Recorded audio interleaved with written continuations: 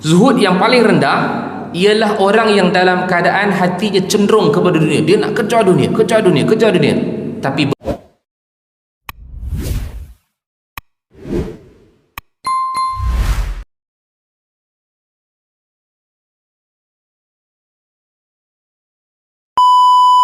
Assalamualaikum warahmatullahi wabarakatuh.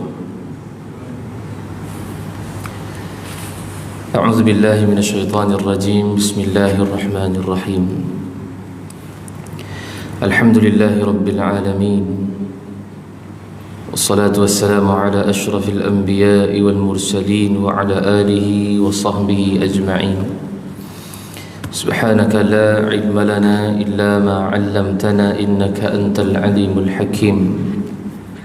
Rabbi shrah li sadri wa yassir li amri wahlul 'uqdatam min lisani yafqahu qawli wa la hawla wa la quwwata illa billahil aliyyil azim. Amma ba'd. Qala Allah ta'ala fi kitabihil karim, a'udzu billahi minasy syaithanir rajim.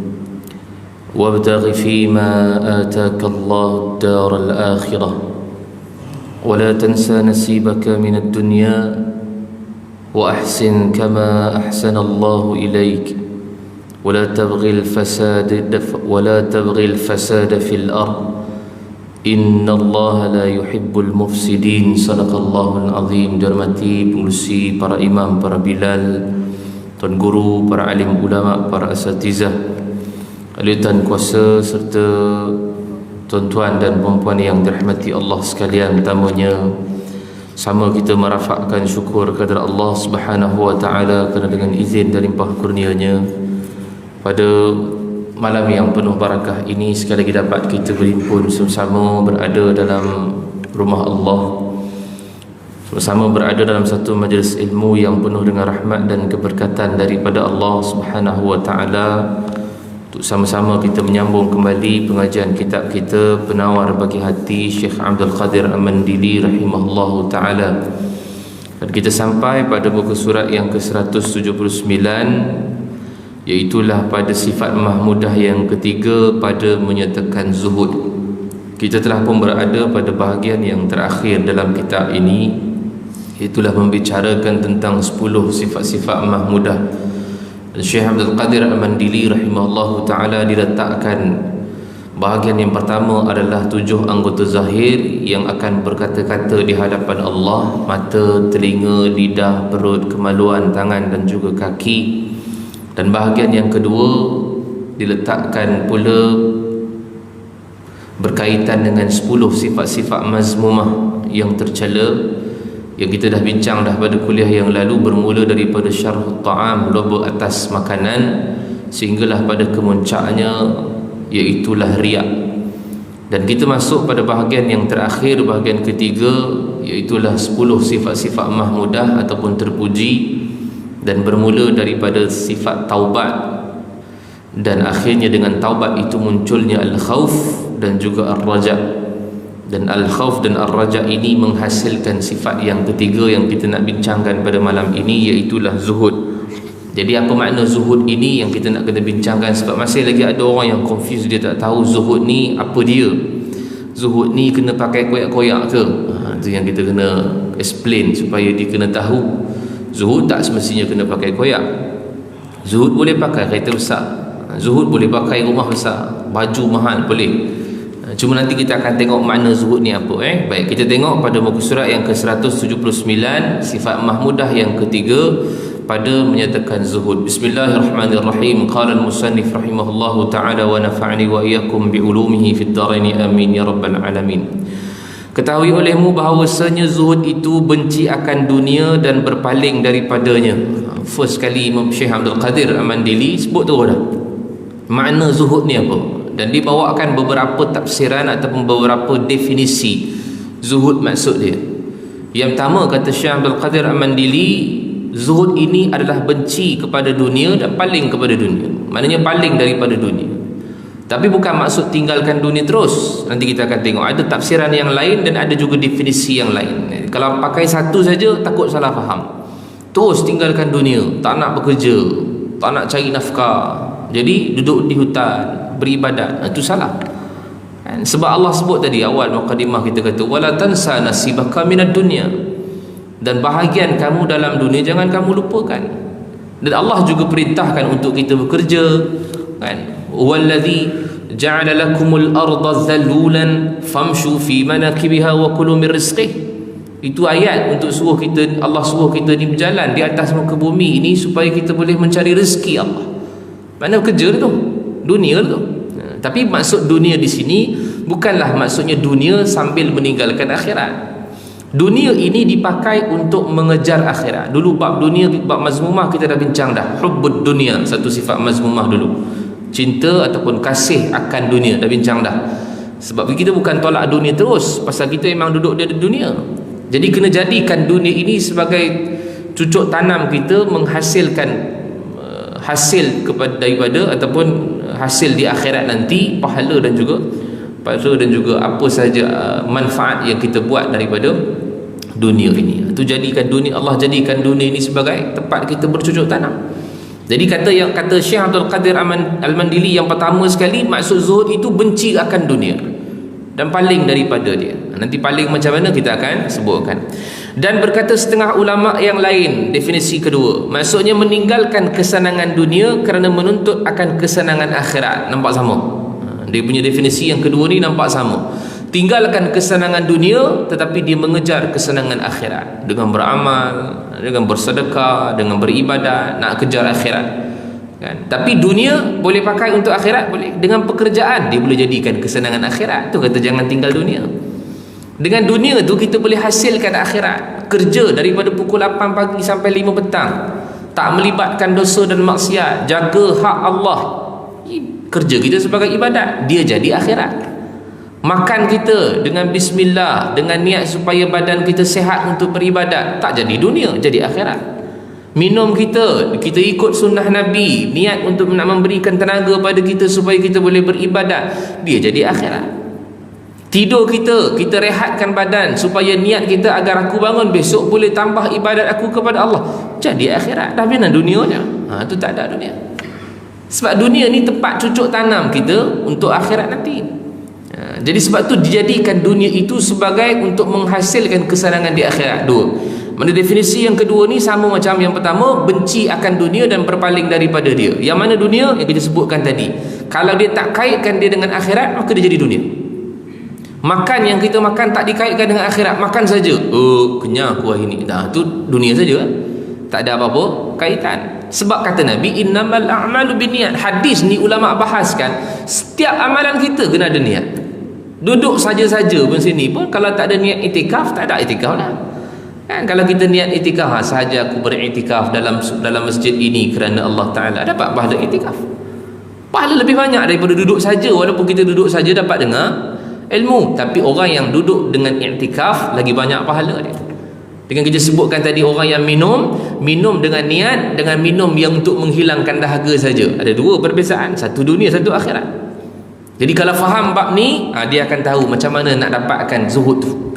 Dia bukan terus tinggalkan dunia, terus duduk dalam gua. Bukan. Dunia ni kita gunakan untuk dapat akhirat. Itu definisi yang kedua. Definisi yang ketiga, dia berkata setengah yang lain menyimpankan atas kadar yang sangat berhajat daripada barang yang diyakinkan akan halnya sahaja. Maksud yang ketiga, sebagian ulama kata zuhud ini hanya kita simpan barang keperluan saja. Keperluan bukan kehendak. Kehendak tak ada. Mana ni definisi yang ketiga, zuhud dia hanya pakai keperluan dia saja. Kalau ada kereta pun kereta untuk keperluan dia, ada pakaian pun pakaian untuk keperluan dia, makanan pun keperluan dia. Ada tak lebih, tak melampau. Macam Nabi SAW, Nabi tak lebih. Ada lebih Nabi bagi pada orang lain. Maknanya kalau hari ini Ustaz kita ada rezeki lebih, bukan untuk kita, bagilah pada orang lain yang memerlukan. Itu juga dipanggil sebagai zuhud. Nanti kita akan bawa dalil macam mana Aisyah radhiyallahu anha diberikan sampai ratusan ribu dirham. Dirham banyak kan? Satu dirham, dah sebut dulu sini, satu dirham boleh beli seekor ayam. Macam Nabi, lebih kurang lah seekor ayam satu dirham, lebih kurang RM20, lebih kurang lah. Satu dinar boleh beli seekor kambing zaman Nabi. Kalau nak tukar kepada kita ni, kambing kita sekarang ni lah berapa ratus, 800, 900 gitu lah, lebih kurang ke 1000 ke lebih kurang, lebih kurang lah 1000. 1 dinar tinggilah, emas.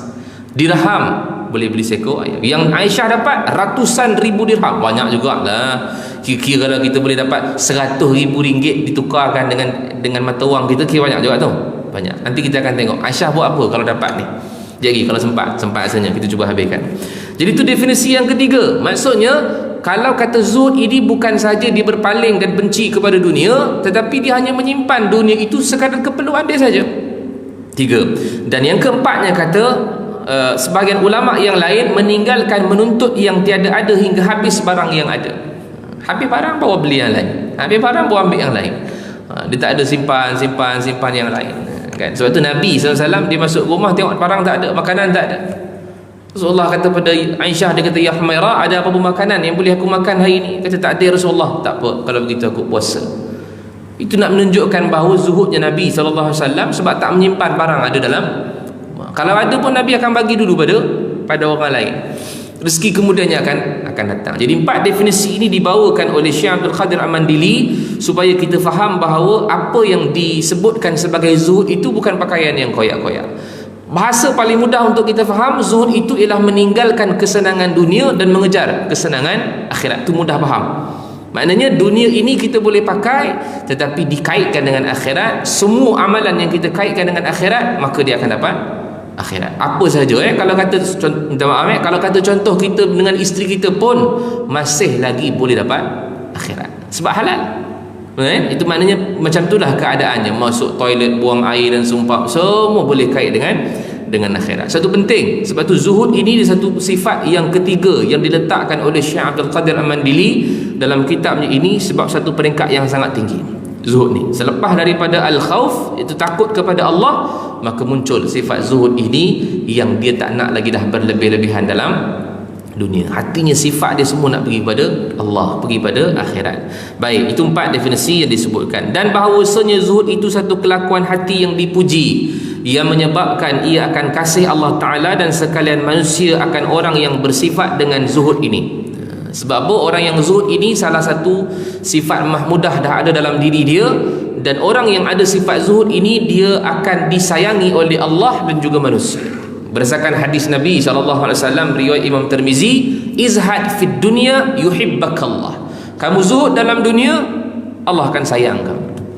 Wazhad fima fi aidin nas yuhibbakan nas. Kalau kamu zuhud apa yang ada di tangan manusia atau dunia, manusia juga akan sayang pada kamu. Untunglah orang yang berzuhud ni Allah sayang dia, dan juga orang pun akan sayang dia. Dan macam mana orang sayang dia, Ustaz? Ialah kita tak berlebih-lebihan. Kalau kita ada duit lebih, kita suka belanja orang. Kalau belanja orang suka tak? Ke orang marah kita? Awak ni hari-hari belanja saya lah, saya tak suka. Tak pernah jumpa orang macam tu lah. Kalau orang belanja kita makan apa-apa saja, kalau hadiah dia bagi, dia akan sayang pada kita. Hargai benda tu kan. Bukan belanja makan sajalah, apa sahaja yang dikatakan sebagai pemberian, apa saja, maka orang akan sayang pada kita. Betul? Sebab tu kata Nabi, yuhibbakan nas. Manusia akan sayang. Apatah lagi kalau kita memang zuhud pada dunia, memang Allah akan sayang pada kita. Lagi-lagi Allah lagilah sayang pada kita. Dan dibawakan dalil lagi dalam surah Al-Qasas ayat ke-80. Baik. Surah Al-Qasas ini ceritanya berkaitan dengan Qarun. Saya bawakan sikit cerita dia supaya nampak gambaran. Sebab Syekh Abdul Qadir Al-Mandili disebutkan zuhud ini dia tak akan datang sendiri tanpa ada ilmu, bighairil ilmi. Dia mesti ada ilmu. Sebab tiba-tiba kalau kata saya sebenarnya zuhud, belajar mana zuhud, tak pakai koyak-koyak ni zuhud dah Ustaz, itu tak ada ilmu. Sebab pakai koyak-koyak ni dia bukan zuhud, tapi permulaan untuk mencapai zuhud tu. Maknanya dia duduk peringkat paling bawah sekali. Adalah dalam topik tasawuf tu pakai koyak-koyak, ada. Tetapi nama dia belum zahid lagi, belum zuhud lagi. Dia hanya pencetus sahaja untuk mencorakkan hati tu supaya jadi zuhud. Jadi orang faham yang tu dulu zuhud. Tak, atas lagi baru nama dia. Nanti kita akan tengok dia ada peringkat-peringkat zuhud tu. Tapi bila mana Syekh Abdul Qadir Al-Mandili dibawakan surah Al-Qasas ini, cerita pasal Qarun, dia nak bagi tahu pada kita bahawa orang yang zuhud ini dia mesti ada ilmu. Sebab Allah cerita pada kita dalam surah Al-Qasas bermula daripada ayat 76. Allah kata inna Qaruna kana min qaumi Musa fabagha alaihim. Qarun ini ialah salah seorang daripada kaum Nabi Musa. Kemudian dia fabagha alaihim, sombong, zalim, dia lupa diri. Sebab Allah kata wa atainahu minal kunuz ma inna mafatihahu latanu bil usbati ulil quwwah. Subhanallah, dia punya kekayaan dia Allah cerita Allah ceritakan bahawa Nabi Qarun ini dia hidup zaman Nabi Musa dan dia berlaku sombong dan zalim dengan sebab kekayaan yang dia ada. Allah sebut dalam surah Al-Qasas ayat 76 ini kekayaan dia, kunci mafatihahu, kunci-kunci perbendaharaan ataupun bahasa moden kita, kunci-kunci kekayaan dia terpaksa dipikul oleh beberapa orang kuwah, beberapa orang kuat dia. Allah suruh kita fikir, Allah tak cerita pun banyak mana Qarunnya harta, tak payah tahu pun tak apa. Allah bagi suruh kita fikir, kalau kuncinya terpaksa dipikul oleh orang-orang kuat dia, mana besar kunci dia, harta dia lagi melimpah ruah lah. Quran dia tak cerita spesifik. Quran ni dia suruh kita fikir, kadang kena tambah, padahal boleh je Allah sebut kan. Dalam Quran kan Allah sebut kan, Nabi Nuh alaihi salam dia punya dakwah 950 tahun. Allah boleh sebut saja 950 tahun dakwah Nabi Nuh alaihi salam. Tapi dalam Quran Allah kata 1000 illa 50 sana. 1000 melainkan 50 tahun. Maksudnya kena tolak. Fikir ya. Allah suruh kita fikir. Quran ni Allah suruh kita fikir. Dia bukan baca saja macam cerita komik, tak ada. Fikir. Kalau kata kekayaan Qarun ini banyak mana, Allah tak suruh kita bincang banyak mana kekayaan dia, tapi Allah bagi tahu kunci kekayaan dia saja begitu besar. Dan kemudiannya kata Allah, il qala lahu qaumuhu la tafrah, sehingga orang-orang kaum dia kata la tafrah, jangan sombong wahai Qarun. Dia sombong, orang yang dalam keadaan yang bongkar dengan kekayaan yang dia ada. La tafrah, jangan sombong wahai Qarun. Jangan sebab kekayaan yang kau ada kau zalim pada orang. Jangan sebab kekayaan yang kau ada kau jadi orang yang tak ingat dunia. Sebab kata Allah, innallaha la yuhibbul farihin. Allah Subhanahu wa taala tak suka orang yang sombong ini. Sehingga ayat yang ke-77 kita bacakan tadi awal muqaddimah, wabtaghi fima ataqallahu daral akhirah. Kata Allah, dan tuntutlah dengan harta kekayaan yang telah Allah kurniakan kepada kamu akan pahala dan kebahagiaan hari akhirat. Wala tansa nasibaka minad dunya, dan janganlah kamu lupa bahagian kamu dalam dunia. Wa ahsin, dan membuat baiklah kama ahsanallahu ilaika, sebagaimana Allah juga buat baik kepada kamu. Wala tabghil fasada fil ard, dan janganlah kamu membuat kerosakan di atas muka bumi. Innallaha la yuhibbul mufsidin. Allah stopkan cerita Qarun tu, Allah masukkan ayat yang ke-77 ni sekejap. Sebab Allah nak bagi tahu kau kaya macam mana pun jangan sombong. Allah stopkan cerita Qarun sebab lepas tu cerita Qarun balik. Allah boleh je cerita Qarun semua, betul baru cerita peringatan jangan sombong. Tapi Allah stopkan cerita Qarun tu sekejap. Allah nak bagi tahu boleh kejar dunia tak ada masalah, tapi jangan sombong. Jangan kekayaan yang Allah bagi, kemewahan yang Allah bagi, kau tiba-tiba jadi sombong. Sebab apa? Allah nak cerita apa jadi pada Qarun lepas tu. Ayat 78 Allah kata qala innama utituhu ala ilmin indi. Dia kata aku kaya. Qarun kata aku ni kaya dengan sebab kepandaian aku, kata Qarun. Dia kata aku ni punya kecerdikan, sebab tu aku boleh jadi kaya macam ni macam kau. Macam tu bahasa kita, macam tu lah bahasa drama kan. Aku kaya ni dengan sebab aku punya kecerdikan, aku usaha macam kau malas. Macam tu lah lebih kurang. Awalam ya'lam anna Allah qad ahlaka min qablihi minal qurun man huwa ashaddu minhu quwwatan wa aktharu jam'a. Allah kata Qarun ni lupa ke? Tak pernah ke dia tengok sebelum-sebelum daripada ni yang banyak kaum-kaum yang dimusnahkan, lebih kuat dan lebih ramai daripada dia. Dia terlupa. Dia cakap bahawa dia tu adalah orang yang pandai dengan kekayaan yang dia ada. Allah bagi tahu pada kita Qarun ni tengah lupa ni. Bukankah sebelum zaman Nabi Musa dulu dah ramai yang dimusnah dan binasakan oleh Allah? Kaum Samud, kaum Ad, semua dimusnahkan oleh Allah. Mereka kaya lagi, mereka ramai, tapi Allah musnahkan mereka, binasakan mereka. Qarun waktu ni tengah terlupa. Tuan-tuan, kita pun sebenarnya kadang-kadang kita terlupa dengan ayat-ayat ni. Sebab tu kena datang macam ni, duduk dalam jemaah, orang boleh ingatkan.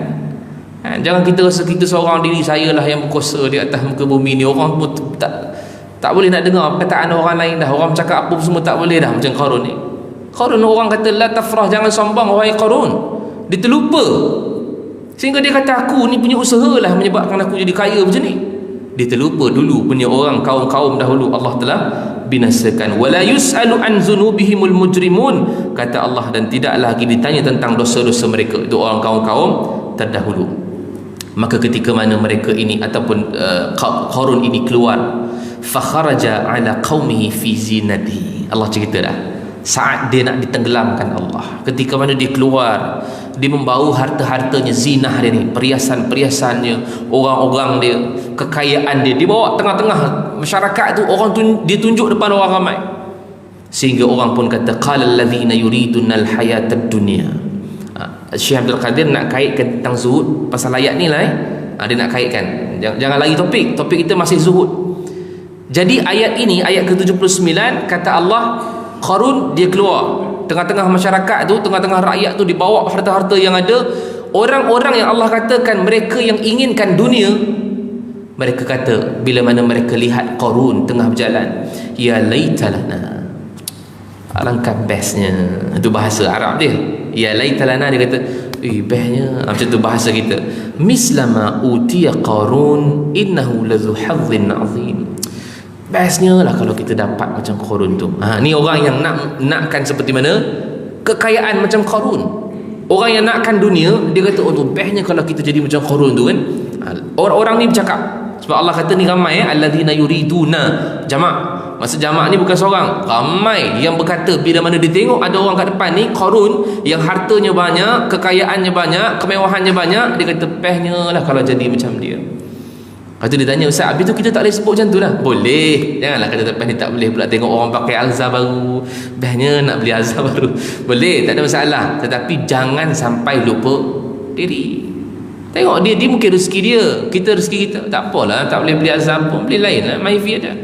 Contohlah kan. Jadi nak sebutkan bahawa Allah kata di sini, orang yang nakkan keduniaan tu, bila tengok Qarun, dia rasa macam aku nak jadilah macam Qarun. Ayat ke-80, ini ayat dia, ayat yang Syekh Abdul Qadir bawakan untuk kita faham makna zuhud itu kerana ada ilmu. Tapi bukan semua orang yang kata ya laitana tadi, bukan semua orang yang tengok Qarun, bukan semua orang kata bestnya kalau jadi macam Qarun. Tak, ada sebahagian yang dia tengok Qarun, tapi dia kata waqala allazina utul ilma, sebahagian yang Allah berikan ilmu kepada dia, dia kata wailakum, celakalah engkau. Dia cakap pada siapa? Cakap pada orang yang nak jadi macam Qarun tadi. Wailakum, celakalah engkau, sawabullahi khairun, ganjaran Allah lebih baik. Ganjaran Allah di akhirat lebih baik. Kalau engkau tak dapat macam Qarun pun tak apa, sawabullahi khairun, ganjaran Allah lebih baik esok di hari akhirat. Liman amana wa amila salihan, bagi orang-orang yang beriman dan orang-orang yang beramal saleh.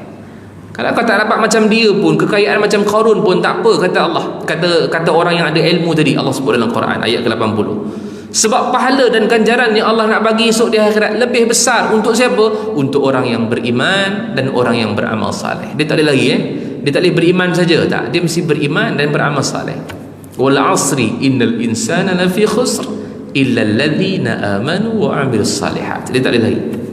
Dia tak boleh saya dah beriman dah Ustaz, saya lah orang yang paling beriman. Solat, ibadat, amalan, belum buat lagi. Belum. Dia mesti dilambangkan dengan amal saleh dan ibadat. Jadi begitulah orang-orang yang ada ilmu ini, kata Allah Subhanahu wa taala, itu adalah perkataan orang zuhud.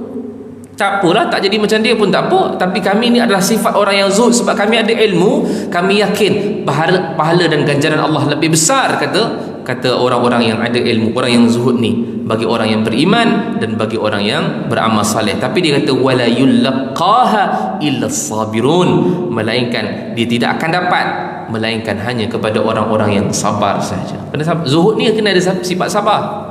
Sebab lepas habis sifat zuhud ni, yang ketiga ni, yang keempat nanti bulan depan insya-Allah kita akan masuk sifat mahmudah yang keempat, namanya sabar.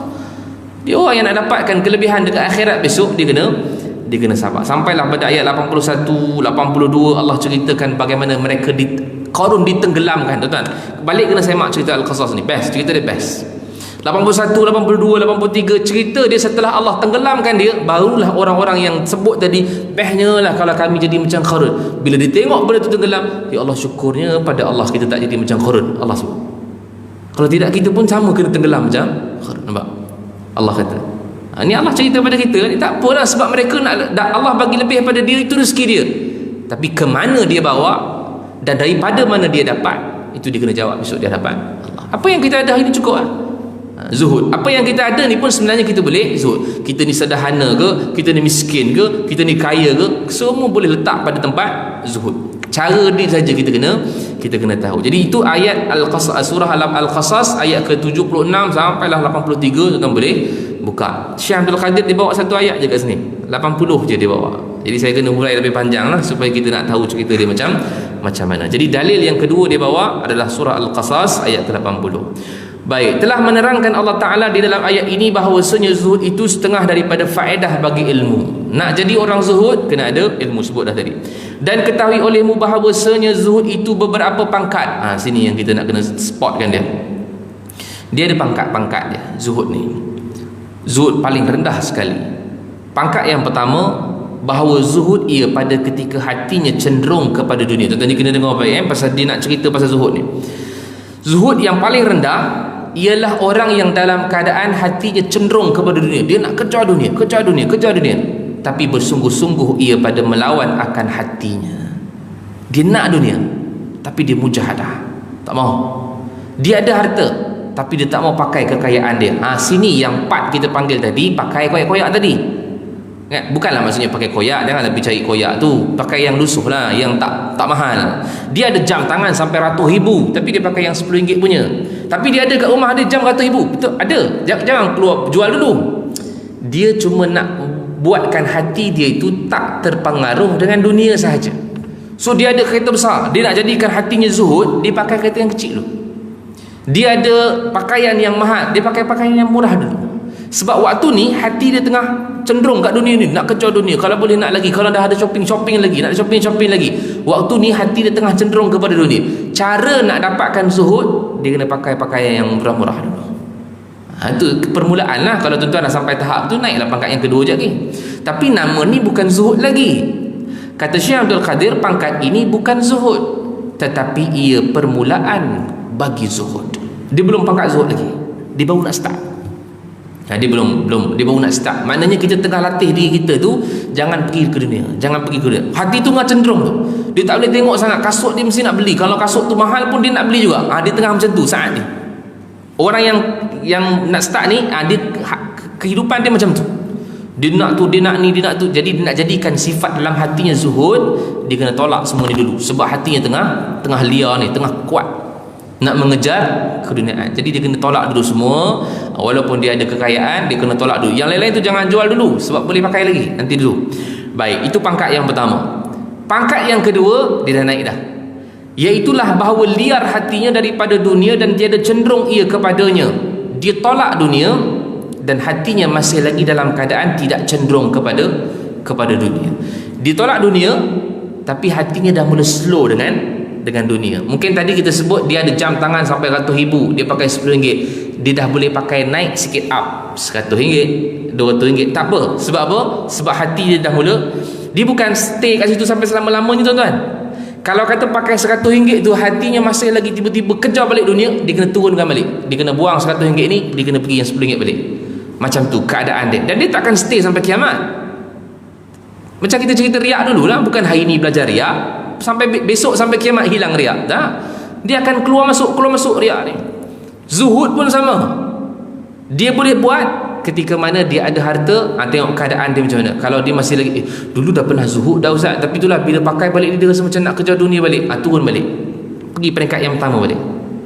Bila dah okey, macam tak ada sangat dah, pergi peringkat kedua, supaya kita punya hati tu tak berapa terpengaruh sangat. Sebab waktu ni hatinya tengah tolak dunia, hatinya tak terima dunia.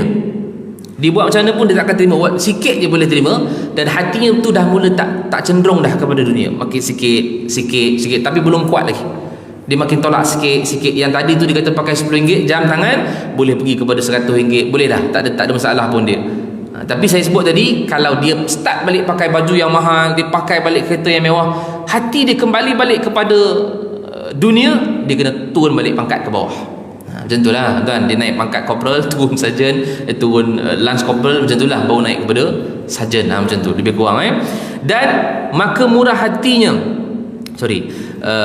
kerana mengetahui akan bahawasanya tiada bisa menghimpunkan dunia dan juga akhirat. Waktu ni dia dah tahu dah, dunia dan akhirat dia takkan boleh dihimpunkan. Dunia akhirat. Kalau dia buatkan dunia itu sebagai akhirat, dia akan dapat akhirat. Tapi kalau dunia itu tak dikaitkan dengan akhirat, dia akan jadi dunia saja. Itu dia dah boleh beza dah waktu ni. Sebab tu dia kena ada ilmu. Maka murah hatinya dengan meninggalkan dunia itu kerana mengetahui akan bahawasanya akhirat itu lebih baik daripada dunia. Dia dah tahu dah akhirat itu lebih baik daripada dunia. Jadi bila kita tahu akhirat itu lebih baik pada dunia, kita akan kejar akhirat saja. Seperti murah hati mereka yang membeli akan permata yang indah dengan RM1, sekalipun kasih ia akan wang yang RM1 itu. Nampak? Dia beli permata walaupun harga tu murah, walaupun dia sayang RM1 tu, sayang tapi nak beli. Dia dah boleh start beli, tapi hatinya dah tak cenderung kepada dunia. Maksudnya dia dah boleh start pakai yang mewah-mewah, tapi hatinya dah tak cenderung kepada dunia. Kalau orang yang macam ni boleh maintain beberapa lama, dia boleh pergi naik step yang ketiga, akhir sekali. Dia sikit je, 3 pangkat je. Dia boleh pergi peringkat yang paling tinggi sekali, iaitulah bahawa tiada cenderung hatinya kepada dunia dan tiada liar daripadanya. Hatinya memang tak cenderung lagi dah. Kedua tadi pun tak cenderung lagi dah. Yang ketiga ni dia tak cenderung lagi dah dengan dunia, tetapi dia terima dunia tu. Kalau dunia tu datang, dia ambil lah. Tapi bukan untuk dia lagi. Macam tadi saya sebut kan, bukan untuk dia lagi dah. Mungkin dia akan dapat, mungkin dia akan fikir Allah bagi aku ni kemewahan ni, mungkin perantara saja kot aku ni dengan orang yang memerlukan. Itu zuhud, tuan-tuan. Uthman ibn Affan, Abdurrahman bin Auf, kaya raya, lebih kaya daripada kita. Abdurrahman bin Auf mati, dia meninggalkan harta yang cukup banyak. Takkan Abdurrahman bin Auf kita zuhud lagi daripada Abdurrahman bin Auf? Mengarut, tuan-tuan. Takkanlah kita zuhud lagi daripada Uthman ibn Affan. Takkan kita zuhud lagi daripada Muawiyah bin Abi Sufyan. Mengarutlah. Mereka zuhud lagi, tapi sebab waktu ni mereka duduk di pangkat yang paling tinggi, iaitulah dia tak tolak dunia, dia terima juga dunia, tetapi dia tak cenderung kepada dunia. Maksud dekat sini apa? Dia terima, tapi dia bagi juga pada orang lain, disalurkan. Bahkan adanya dan tiadanya bersamaan kedua pada sisinya, dan adalah harta benda pada sisinya seperti air. Tak ada apa makna. Maksud kat sini kata, kalau ada ke tak ada ke benda tu sama. Dia tak ada perasaan yang kenapa tak ada wifi dia jadi gitu lah. Wifi tak ada, handphone tak ada, muncung mulut, TV tak ada, tak boleh, air panas tak ada, kalau pergi mana-mana nak mandi pun susah. Dia dah macam tu dah. Tilam, kalau tilam tak empuk tak boleh tidur, kalau tidur bawah tak boleh dah. Dia dah ada beza kat situ. Yang ni belum sampai tahap ni lagi lah. Mungkin dia baru nak mula peringkat pertama tadi. Dia kena start macam tu. Tapi kalau dia kata tak apalah Zat, kalau tak ada tilam empuk ke tak tilam empuk ke, kita boleh tidur macam biasa. Kalau ada, alhamdulillah, dia terima. Kalau tak ada pun tak apa. Yang ni dia duduk peringkat yang tinggi dah ni. Kalau katalah dia dapat duit ke tak dapat duit ke, dapat harta ke tak dapat, tak apa, tak sama je Zat. Ada ke tak ada, saya tak perlu. Dia tak ada rasa pun gelisah lah kalau tak ada ni handphone ni, kalau tak ada, dia jadi gelisah. Mana orang ni tak sampai pada peringkat ini. Tinggilah, dia bukan hari ni belajar tiba-tiba esok boleh sampai, perlahan-lahan. Sebab diibaratkan air, harta tu macam air je, lalu je, tak ada apa pun tak apa.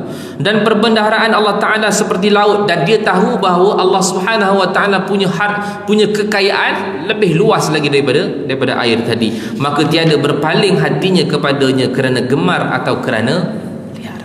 Dia boleh paling pada dunia, sebab ada ke tak ada sama lah.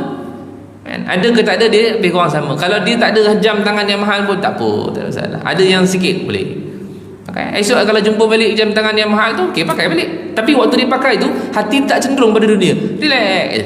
Esok kalau dia terpakai yang murah, okey pun tak apa, tak ada masalah. Kereta ke motor ke tak apa. Tu dia dapat sampai pada pangkat yang lebih tinggi. Dan bermula ini zuhud yang lebih sempurna dan yang lebih tinggi daripada yang kedua. Ini pangkat yang paling tinggi. Kerana yang benci akan sesuatu berbimbang ia dengan dia. Ini dia punya point ni. Sebab kalau dia benci pada dunia, dia akan bimbang benda tu. Macam kita benci orang, kita akan duk fikir dia ada tak kat sini, aku malas lah. Kita akan berbicara pasal dia. Kalau kita benci seseorang tu, kalau dia ada aku malas lah nak datang. Dia benci seseorang, dia akan bercakap pasal dia tu. Sama dengan kita kasih dengan orang, semacam dengan kasih akan dia. Kalau kita sayang pun kepada dunia, kita akan bercakap dengan dia. Dia ada tak? Kalau dia ada, aku nak pergilah, aku nak join kat lah. Kita akan bercakap pasal dia saja. Kalau kita benci pasal kat dia pun, kita akan bercakap pasal dia saja. So jangan jadikan diri kita ini kat dunia tu orang yang benci akan dunia, orang yang sayang akan dunia. Jangan jadi macam tu. Okay. Jangan jadi macam tu. Maknanya kita benci dunia pun tidak, kita sayang dunia pun tidak. Itu peringkat yang paling tinggi sekali. Kerana tak kala mencela akan dunia oleh beberapa laki-laki pada sisi Rabi'atul Adawiyah berkata, ia bagi mereka itu jika tiada cemar hatinya kamu nescaya tiada mencela kamu akan dia. Ni Rabi'atul Adawiyah kata apa? Dia bila dengar beberapa orang laki-laki dia cela dunia dan seumpamanya, Rabi'atul Adawiyah kata engkau ni masih cenderung pada dunia ni. Sebab apa? Dia tanya pada Rabi'atul Adawiyah, sebab kalau kau benci kepada dia, kau takkan, kalau kau zuhud pada dunia, kau takkan sebut cerita pasal dia. Sebab kau ni dah kira benci lah, sebab kau tak zuhud, sebab kau cerita pasal dia. Orang yang zuhud, dia tak akan bercerita pasal dunia. Sebab ada ke tak ada ke sama. Tu yang kita nak kena cerita. Dan dibawa kepada Siti Aisyah radhiyallahu anha beratus ribu dirham, cerita tadi yang saya sebutkan tadi. Maka tiada liar ia daripadanya, dia tak tolak, dia ambil ratus ribu dirham tu, tetapi membahagi-bahagi akan dia semuanya pada hari itu. Tiada ada tinggal sisinya satu pun. Ratus ribu dirham tu dibagi semua kat orang.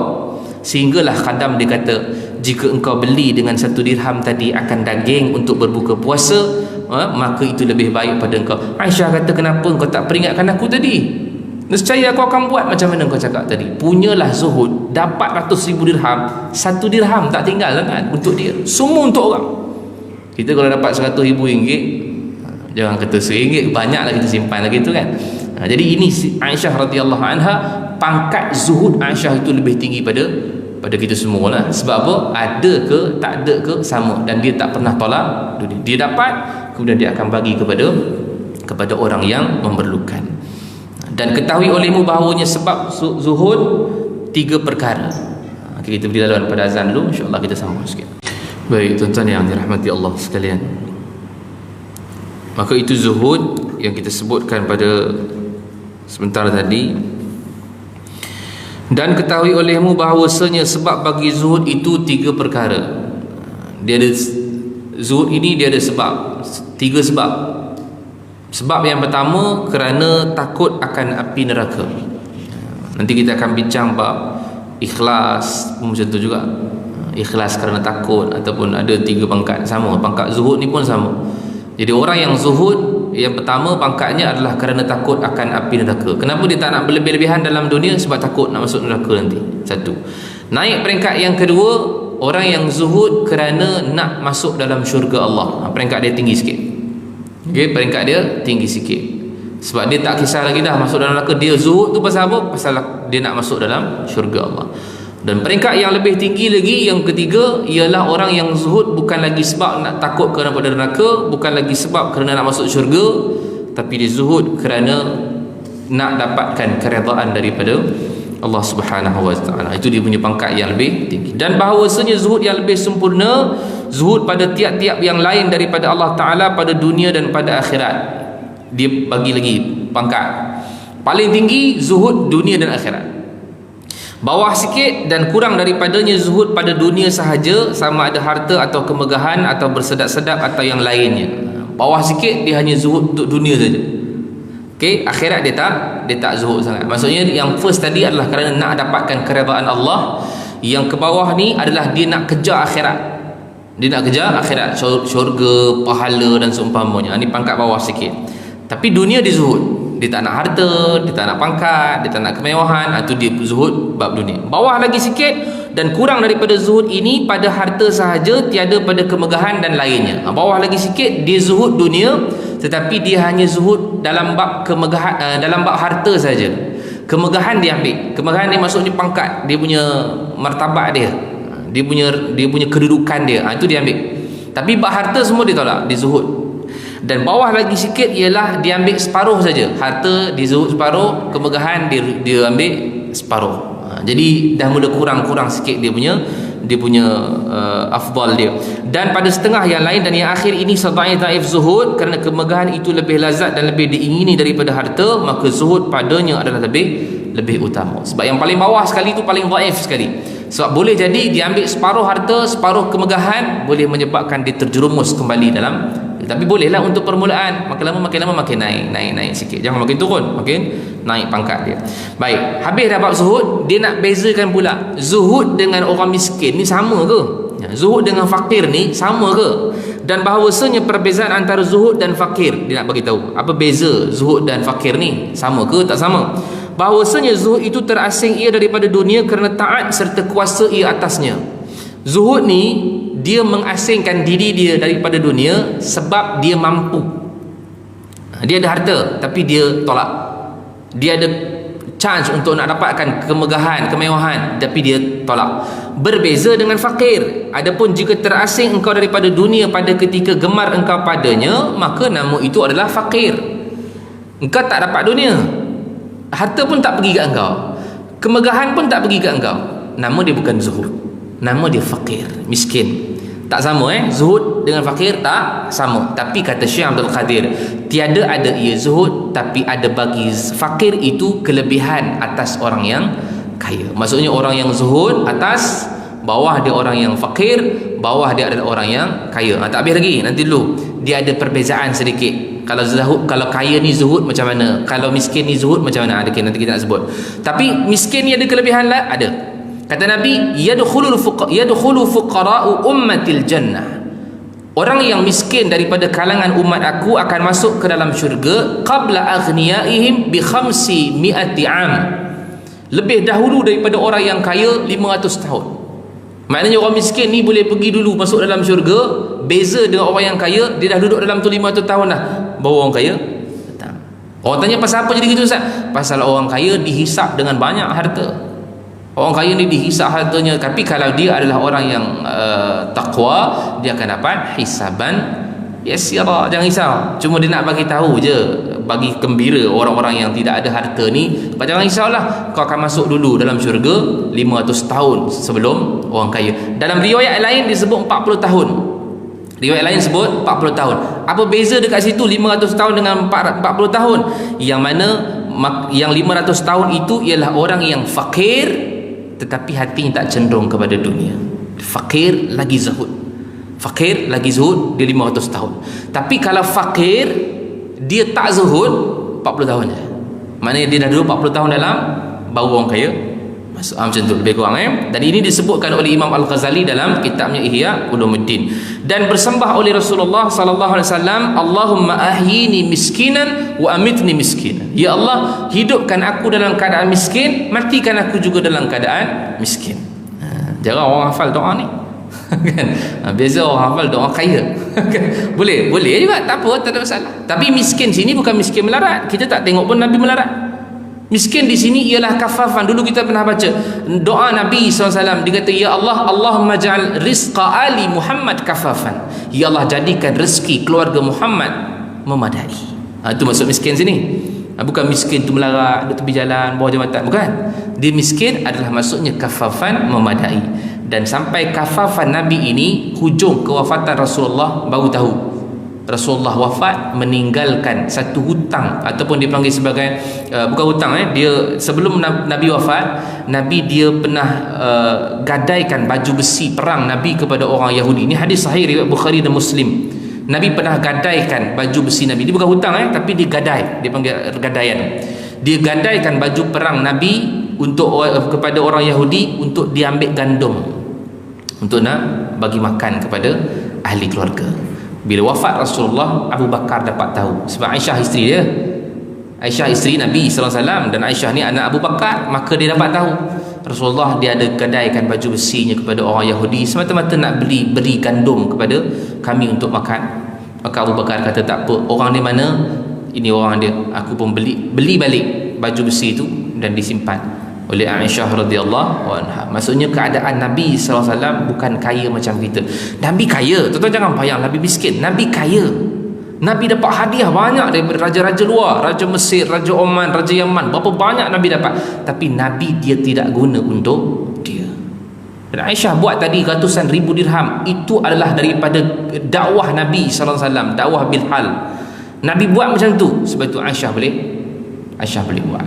1 dirham pun tak disimpan, semua dibagi pada orang lain. Sebab apa? Sebab Nabi buat benda yang sama. Nabi tak pernah tinggalkan apa-apa. Nabi dapat pedang, Nabi dapat tombak, Nabi bagi pada Bilal bin Rabah. Tombak tu daripada Raja Mesir, tak?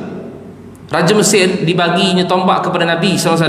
Mahal lah tombak raja, tak? Bukan tombak orang biasa. Tombak Raja Mesir punya Nabi bagi pada Bilal. Riwayat Bilal sentiasa bawa ke mana-mana saja. Time azan pun dia bawa, time pergi pasar pun dia bawa. Sayangnya hadiah daripada Nabi SAW. Ada pakaian yang dia dapat, dia bagi pada Anas bin Malik, dia bagi pada Abdullah bin Abbas, semua dia bagi pada orang. Dia tak pakai untuk dia. Itu beza kita dengan, memang kita bezalah dengan Nabi. Cuma nak cerita dia punya kehidupan tu. Dan ketahui olehmu bahawasanya fakir itu, jika ada ia terpada dengan barang yang diberi akan dia, dan tiada ada ia loba pada menuntut harta, maka pangkatnya hampir sama dengan pangkat orang yang zuhud. Dia miskin, fakir, tapi hatinya tak cenderung kepada dunia. Di atas sikit pada orang yang fakir biasa.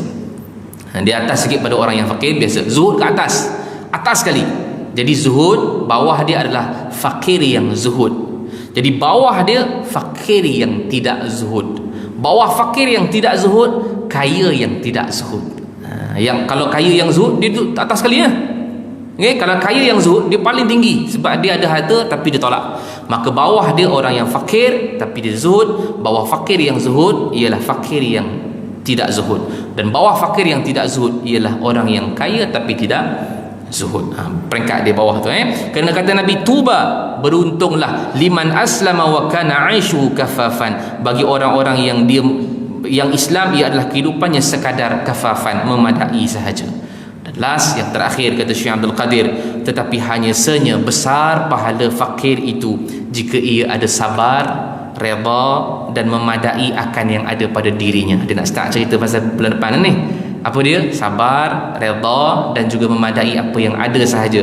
Sebab orang yang nakkan zuhud, dia perlu hadirkan satu sifat yang lain, namanya adalah zuhud, dan namanya adalah sabar. Dan bermula sabar atas kepapaan itu adalah ia permulaan bagi zuhud, dan tiada sempurna zuhud dan lainnya melainkan dengan sabar. Maka hendaklah menyebut hamba sini Syekh Abdul Qadir Amandili akan bab sabar kemudian daripada zuhud. Maknanya lepas habis dah zuhud ni, dan kata Syekh Abdul Qadir, hamba akan ceritakan pula bagaimana pangkat orang-orang yang sabar. Maksudnya orang yang zuhud ni, nakkan zuhud, dia kena ada sabar. Sabar macam mana pula?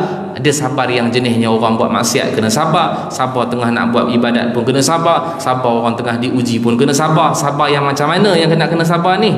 Ataupun sabar yang diuji sahaja ataupun kena sabar, ataupun sabar yang Allah bagi nikmat pada dia pun kena sabar. Macam mana sabar ni? InsyaAllah kita akan bincang pada kuliah akan datang. Sabar pun ada peringkat-peringkat, dan dia takkan sempurna kalau sabar saja ada pada diri dia. Dia ada dua, satu lagi ialah syukur. Nanti bab yang kelima kita akan masuk pula bab syukur, sebab dia ada kaitan. Sabar dan syukur ada kaitan. Kalau sabar saja belum sempurna takwa, kalau syukur saja pun belum sempurna takwa. Yang sempurna ialah adanya sabar dan syukur. Macam mana perbahasan dia, insya-Allah pada kuliah akan datang kita akan masuk dalam bab yang sifat mahmudah yang keempat pada menyatakan sabar. Wallahu alam. Qul qouli hadza wa astaghfirullahal azim li wa lakum. Assalamualaikum warahmatullahi wabarakatuh. A'udzubillahi minasyaitonir rajim. Bismillahirrahmanirrahim. Alhamdulillahirabbil alamin wassalatu wassalamu ala asyrafil anbiya wal mursalin wa ala alihi washabihi ajma'in. Ya Allah Rahmanir Rahim, kami menadah tangan mohon kepadamu ya Allah, ampunkanlah segala dosa kami, dosa kedua ibu kami, dosa pasangan dan anak-anak kami, dosa kaum kerabat kami, dosa kaum muslimin dan muslimat sekalian ya Allah. Ya Allah, matikan kami dengan mati yang baik, jangan matikan kami dengan mati yang tidak baik. Kurniakan kematian buat kami dengan kalimah la ilaha illallah. Wa sallallahu ala sayyidina Muhammad wa ala alihi wa sahbihi wasallam. Walhamdulillahi rabbil alamin. Taqabbalallahu minkum minna.